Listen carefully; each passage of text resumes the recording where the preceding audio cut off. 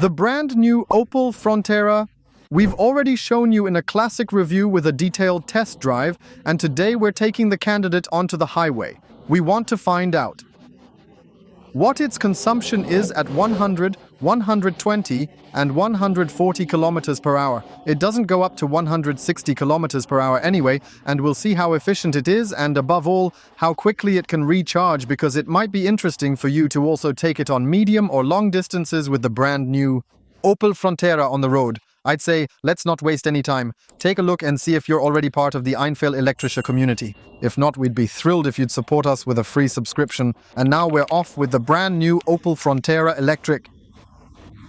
We've started our journey onto the A19 motorway. Our test route today for the consumption test at 100, 120 and 140 kilometers per hour. If you're not familiar with this car yet, the Opel Frontera, we've already filmed the classic review and driving report for you. The video description includes a link, so make sure to check it out before watching this video to get all the essential information about the Opel Frontera. Yes, the starting point is 10 degrees Celsius, current reading. We've got cloudy weather, alternating between moments of sunshine and overcast skies throughout the day. We've got summer tires fitted with alloy wheels, the GS variant 17 inches. In the dimension 215/60ths. Exactly, there's an electric motor on the front axle that drives it with 83 kilowatts, 113 horsepower, and 125 newton meters of torque. We have a top speed of 143 kilometers per hour. So in this test, 160 kilometers per hour isn't an option. It doesn't even reach that speed. Not with tailwind, right? Not downhill, huh? Downhill, the police car? Got it. Stay within view, yeah. Okay, got it. And what we also don't have, Opel surprisingly doesn't offer that either.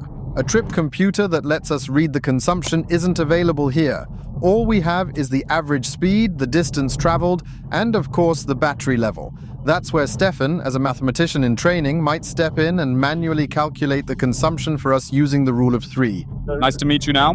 Fingers are crossed, but even there, the values, as you know, can fluctuate by 1% or so, which makes the reading process a bit wishy-washy and not entirely precise or reliable. Well, 18 kilowatt hours per 100 kilometers is the WLTP figure. So let's see how the Opel performs today in our practical real-world driving test on a 20-kilometer one-way journey. Yes. I'd like to emphasize once more, we're not adhering to test conditions like some other well-known companies might do. 20 kilometers in one way, 20 kilometers the other, we're from practice, designed for practice. Get in the car just like you'd say, hey, I'm gonna take a weekend trip with my wife, and then you'll naturally end up with a clear and usable consumption value to analyze. Because I think all these tests with wind compensated, topography compensated, it's all nice and fine, but it doesn't reflect everyday life, does it? Not at all. So therefore, I think the truth lies somewhere in between. There are always some exceptionally clever individuals out there. You're all smart, but those are particularly clever, the ones who always seem to find a way to bring it up in the comments section there. You're absolutely right, but that's just our approach, you know? It's the method we've always used to calculate consumption around here. We've arrived on the A19. I'm resetting the onboard computer now. Stefan, take a look, please. We've reset it here, have a 77% state of charge, 140 kilometers per hour, and are locked in with the cruise control. And we want to take a look at the next 20 kilometers to see how the consumption in the Opel Frontera here develops. The time until we determine the value, we can of course ideally also use to have a little chat with you about the assistance systems, or, in our specific case here, the fact that there aren't actually any available to speak of at all right now. Yeah, we don't have a steering assistant installed here, and there's also no active lane keeping assistant in the system either. It simply makes sure that you're kind of kept within the lane here, nothing more than that. That's likely part of the conditions required to achieve a good NCRP score. I find the crash test a bit disappointing, and we have a basic cruise control, so no adaptive cruise control is installed. I would have actually wished for that a bit, yes.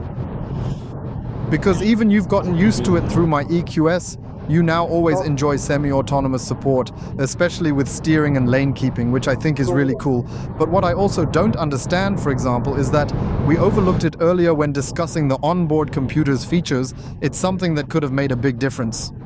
If even the Opel Combo e-Cargo from Stefan 3 years ago already has a consumption display included, it's really a shame that they decided to leave that feature out in the Frontera. It feels like a missed opportunity for such a modern vehicle. Yeah, but why? That's the real question. Why would they even go and make that choice? Here in the GS variant, we've got turtwinkle support while we're performing lane changes. In the GS variant, we've also included the second display, which assists the reverse camera for parking. So you've likely already seen all of it in the review, so you're assisted a bit, but yeah, I'm honestly not sure if it's something you truly need in the end. But I would have kind of wished for it, because obviously it does a bit of lane correction now, keeping the car centered between the lines. Is it really that much more expensive? A steering assist and active lane keeping assist? Yes, as I mentioned, I believe it's all somewhat tied to the maximum price they're aiming for with the car. Yeah, because here between the lines, right? Like, look, he doesn't do that on the country road, you know? But he really goes for it here, right? So, I mean, it works, which is good for safety, but being sort of semi-autonomously let go a bit like this, it still feels a bit strange, you know? I would have definitely wished for that in the Frontera as well, because I think some might actually use it on medium or even long trips since it's their primary car. And if they can't even get it to open properly, then for some that might even be a deal breaker, even though otherwise you might be getting quite an interesting electric car. Right, yeah. We've got the first initial value here. We've driven 20.2 kilometers altogether, averaging 140 kilometers per hour. The onboard computer shows 134 kilometers per hour, and we've lost 14% state of charge, going from 77 to 63%. Stefan has done the math. Yeah, we're looking at 30.8, that's 30.8 kilowatt hours per 100 kilometers driven. Of course, that's expected with the SUV body style and cruising at an average speed of 140 kilometers per hour. Today's a bit windy again. Nothing major, we've had this quite often with the SUV. Yeah, it's all fine, no problem. I believe the person who decides to purchase an Opel Frontera will likely drive it at around 100-120, which is something we're planning to test out in the very near future. We're making a U-turn, and instead of heading north on the A19, we're now going in the southern direction. The U-turn is complete. I'm resetting the onboard computer for you. It's back to default now, showing 61% state of charge in the battery, and we'll take a closer look at how the next part of the journey unfolds. 20 kilometers and see how the consumption develops. We'll then calculate the difference starting from 61%. We'll calculate that using the rule of 3 once more, and then carefully observe how the Opel Frontera's fuel consumption performs at an average speed of 120 kilometers per hour. A truly good electric car in 2025 will naturally include not only efficient route planning, but also, perhaps, smart charging planning as well. That would be a dream, yes. Yes, I have to temper your expectations a bit here. Opel has kind of fallen behind or stayed stagnant with the navigation system in the Opel Corsa and also in the old Opel Mokka. In the Grandland, they've integrated not just route planning, but also charging planning, which is a step forward. I thought it was absolutely awesome. Yeah, it worked wonderfully too. Yeah. And here we can just manually, I've also somehow, no voice control found, unfortunately. Then let's enter Munich. That's kind of our main target here. Continue driving on the Autobahn for 140 kilometers, then take the exit off the Autobahn towards the right-hand side. Exactly. You can, of course, follow the instructions provided by the navigation system, and here you'll find a very, very clear overview that you can easily bring up again by simply tapping the overview button whenever you might need it. On the way to Munich. But you don't have charging lanes. That means along the route, besides parking spots and all sorts of other amenities, you can of course also display charging stations, and here you have a very, very nice selection, enabling you to promptly locate the corresponding fast charging points all along the entire route. I think it's laid out quite clearly, and for many of you that's already sufficient because you think, hey Ollie, nowadays there are so many charging stations practically at every single exit, at every car park, in every city, along the highway, so we practically don't even need to worry about charging planning anymore. Truth's likely in between. Some need it, others don't. Yeah, or one just prefers to take it, to be on the safe side. But we're definitely more from the better to have it than need it faction, right? We've successfully determined the next consumption value. 20.1 kilometers, we've lost 11%, from 61 down to 50. Stefan, go ahead and calculate that using our ratio rule method now. And what's our consumption? 24 февраля. Yeah, that's already pretty good now, isn't it? That we've actually managed to bring it down a little bit in this case. Sure thing. I think 120 kilometers per hour is still perfectly acceptable for an SUV, even without accounting for topography or wind conditions. We'll go ahead and reduce the speed to 100 kilometers per hour. I'll reset the onboard computer once again here. We still have 50% state of charge and aim to determine how the consumption performs at an average driving speed now. 100 kilometers per hour here in the Opel Frontera develops. Part of being a good electric car for long distances is also having a good sound system, just to listen to some tunes, a nice podcast, or the radio. Right? And I think you'll definitely find that feature in the Frontera as well, no doubt about it. Yes, in the base model, but naturally it's really not ideal for audiophiles. No, not that. But it's perfectly fine for cruising around, casual driving, and listening to some music. But maybe that's not something you can expect in terms of price performance. I personally would have wished that we could optionally upgrade to a more premium sound system. That, I believe, is currently not planned by Opel.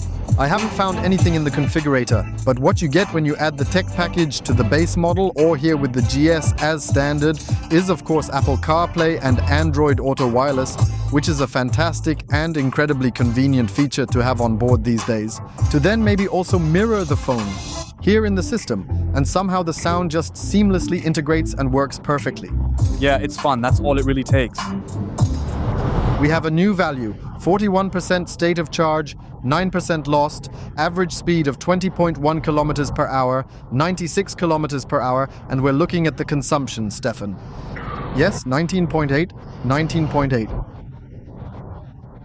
Kilowatt hours per 100 kilometers driven. Yes, if we're honest, it's about 10% off from the WLTP value. I'm honestly a bit surprised here. I would have expected us to be under 19 by this point. Yeah, that's what I figured too. But in the end, it is what it is. Yeah.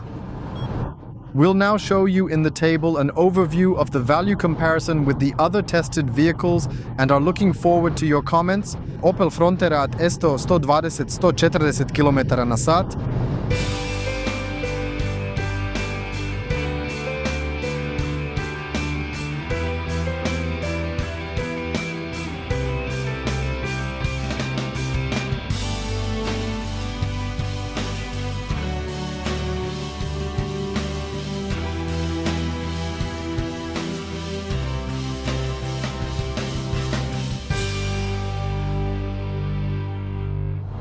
We're going to measure the elasticity with you, so let's floor the accelerator full throttle. We don't have a drive mode here in the Opel Frontera.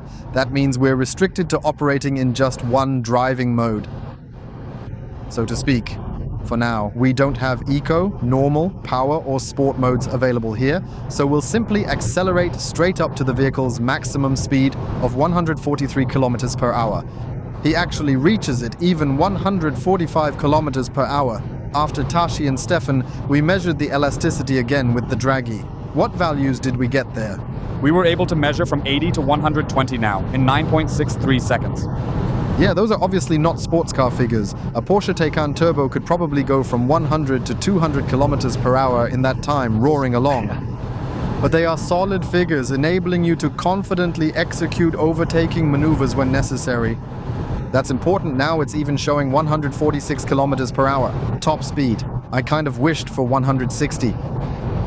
Of course, 180 would also be great, because some of you might want to use the Opel Frontera to quickly cover a short stretch of Autobahn, especially if you still have plenty of battery charge left for the drive.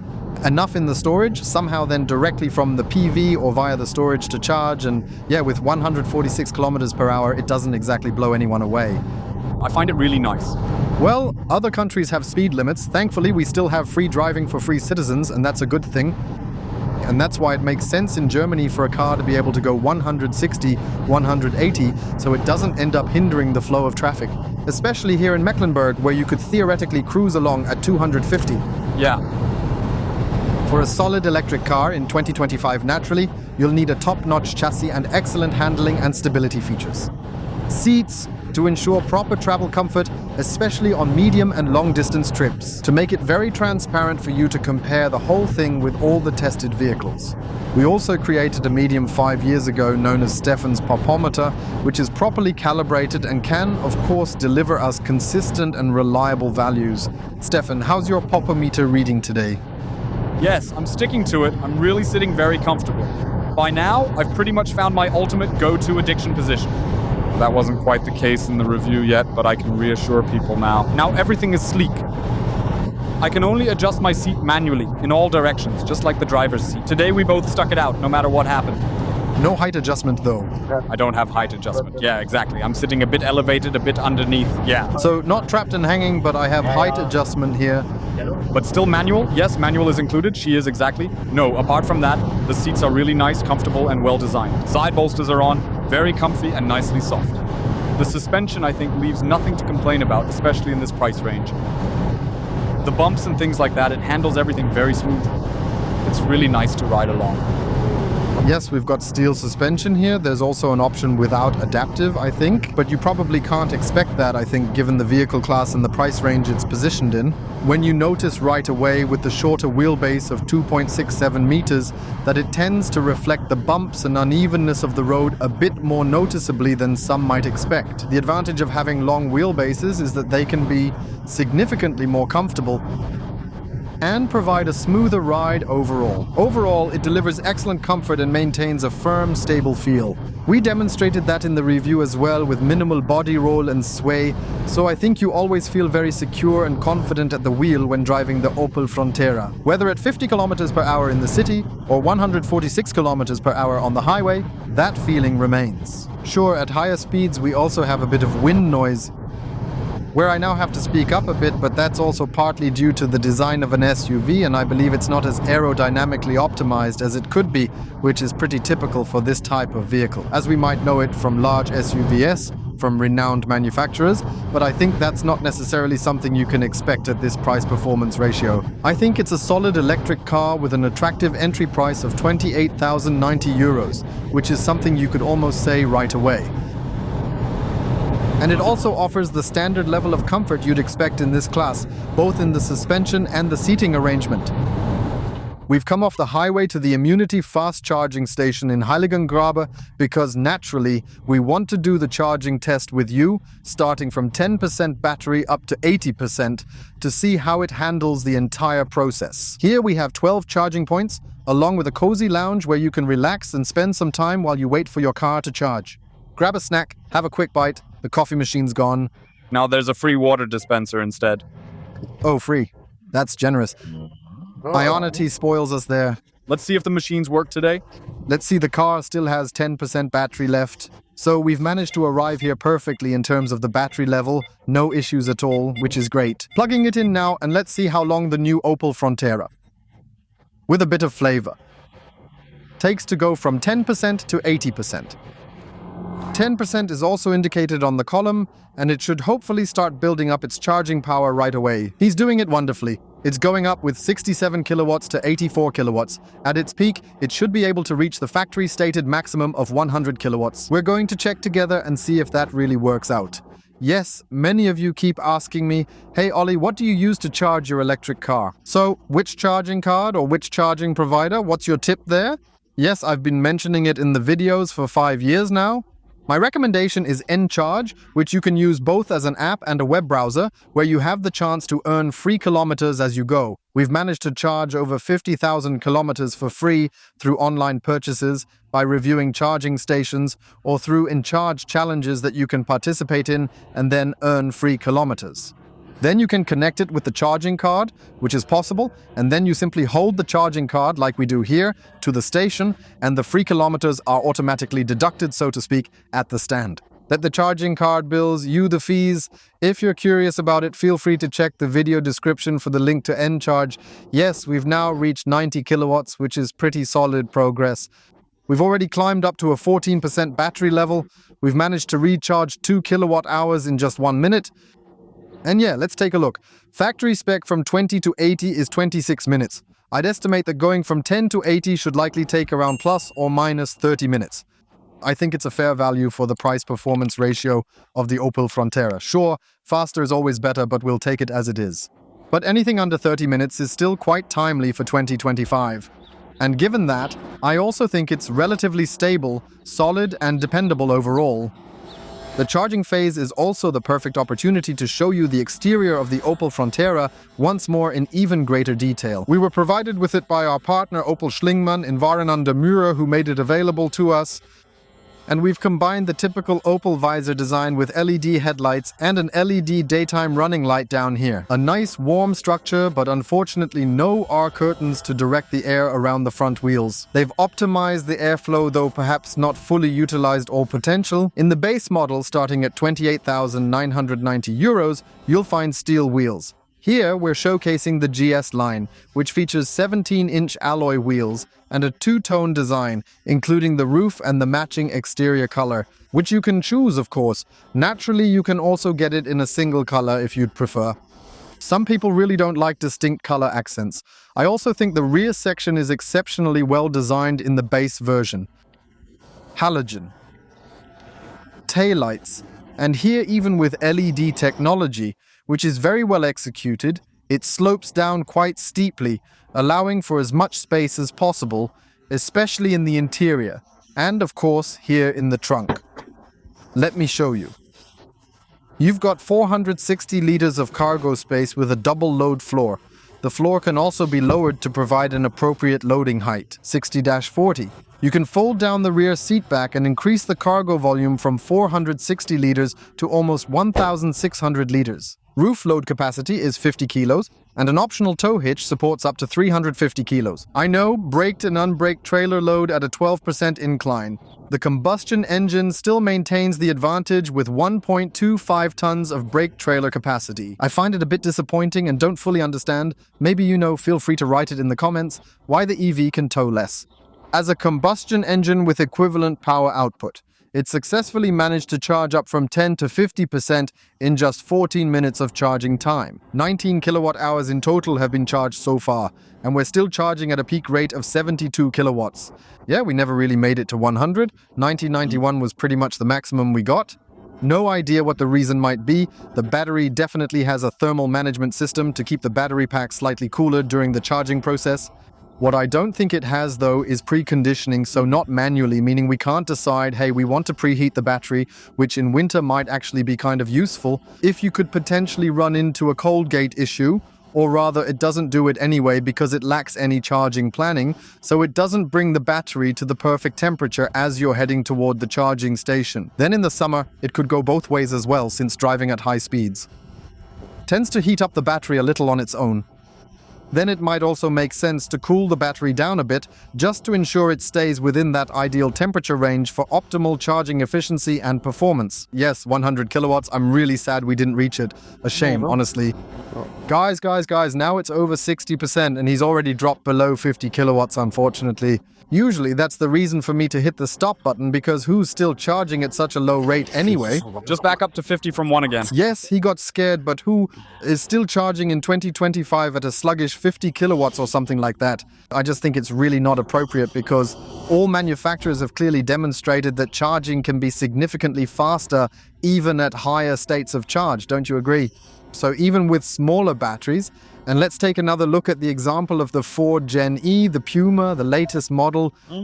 It charges at 100 kilowatts in 24 minutes with a similar battery pack. So full in 24 minutes. For us, 24 minutes have passed and we've gone from 10 to 69%, not up to 80. And that clearly shows that in a similar price range, there might be similar or even faster charging options available, which is definitely something worth considering. Opel, you can definitely do better in that area. Or faster, right? You need to get faster. Much faster. Faster is always a good thing, right? Faster. Hey, if you think 49 is enough, right? Then just drop it down to 40. What's really going on over there at Opel? We'll keep the 5% for now, too.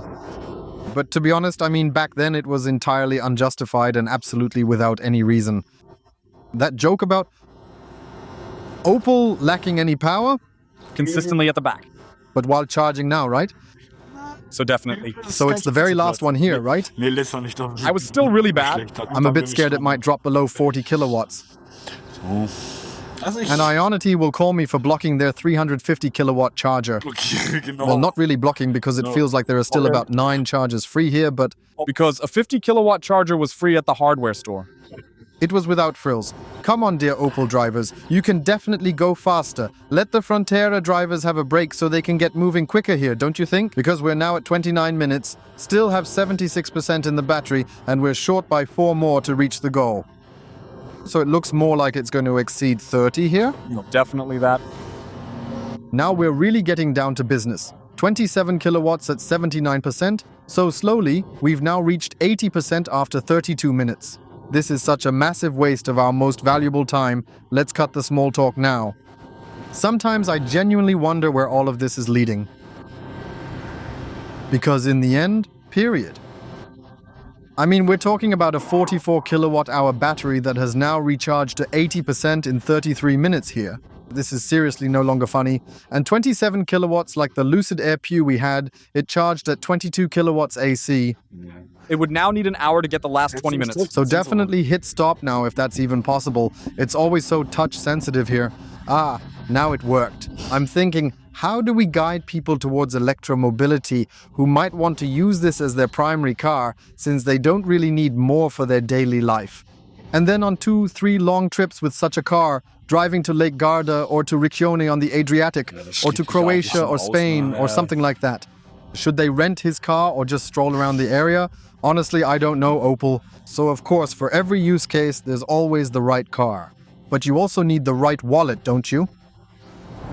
I feel like I'm onto something truly huge and significant again. Aha! Sherlock Holmes, eh? Go ahead. It'll show you the remaining range in kilometers that's displayed right there on the screen for you. It shows the battery status. He's showing an average speed from the onboard computer as we've determined, and also a distance in kilometers that we've already traveled so far, but he must somehow, in the background, determine a remaining range based on that data. He can really only do that through an onboard computer. Tracks current usage. Exactly. Exactly. So now let's take a closer look. We've driven a good distance away from Ionity by this point. We've got 44% left in the battery and it's showing 69 kilometers. Let's proceed with that assumption. Based on the WLTP estimate, it would calculate that, and we know Opel indicates it at around 300 kilometers, so 44% would clearly mean 130, 140 kilometers. But it only shows 69 or now 70. That means it must calculate the average consumption in the background to determine the remaining range accurately. It doesn't show anything.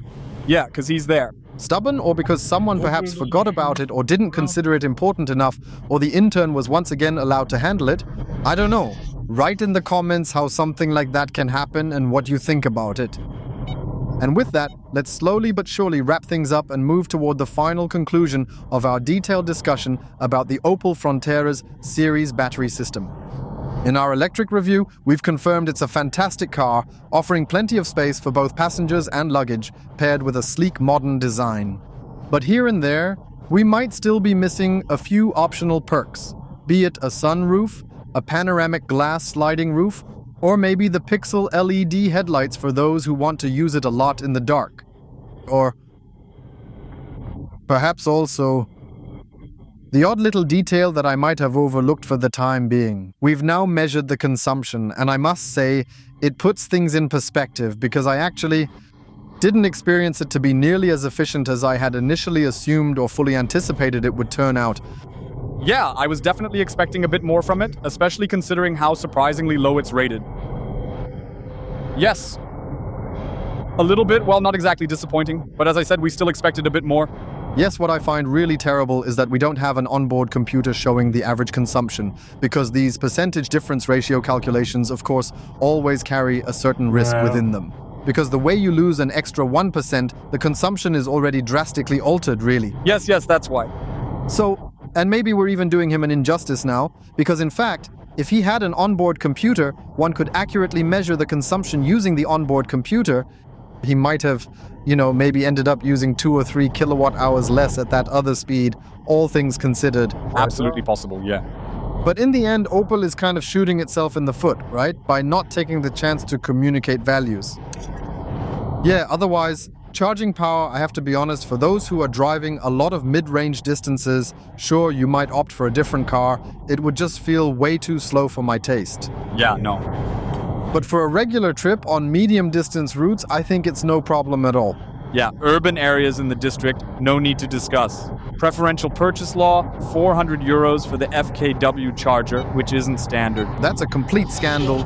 Actually, in today's world, It's really unfortunate because the car just ends up being 400 euros more expensive with it included. Because those who forget about it when you buy a used car that doesn't have it, you're kind of, well, a bit... he gets upset then. Absolutely. Yeah, travel comfort on the highway was good too. Yeah, do we need charging planning now, or is it fine? Well, kinda. For that, there are apps like the Route Planner, which we also introduced in a video and have used before. And otherwise, you can filter along the route, and then simply choose the charging station that best matches your personal preferences in terms of remaining range and overall charging performance. Right, yes. Although when it comes to charging performance these days, pretty much every fast charger is operating at the same level. More powerful than the Opel at the charging peak, with all due respect to Opel. So, Opel could have been a bit more, a bit faster, and managed to achieve a slightly higher average peak overall if they had pushed a little harder. Yes, otherwise, I think it's about value for money. A solid car for 28,090 euros. Cheap isn't really a thing in electric mobility, but at least it's competitively priced. Absolutely, even when it comes to leasing.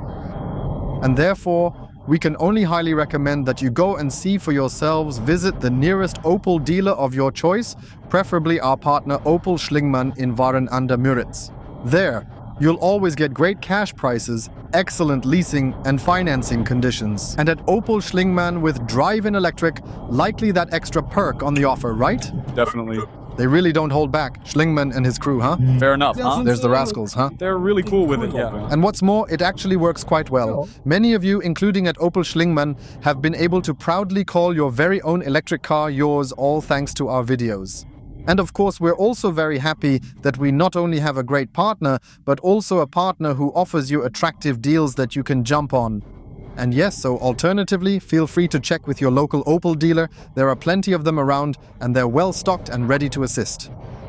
We're back, and with Opel, we're taking the all-new Opel Frontera out for a spin, and with that, we've officially reached the very end of the video. Hope you enjoyed the video, give it a thumbs up. Please take a moment to check if you're already part of the einfach elektrisch community. If not, we'd love it if you'd support us with a subscription. Then we'll definitely see you again in the next video. Thanks so much for watching. Stay healthy and see you soon. Yours, Ollie. By the way, the next video might be about the Opel Grandland because this beautiful rose gold car, we've already filmed it for you. You can find it in the corresponding playlist. Maybe once again if you're searching for something slightly bigger than the Opel Frontera. See you soon. Maybe we'll take a closer look at the Opel Grandland in the next video. Ciao and goodbye.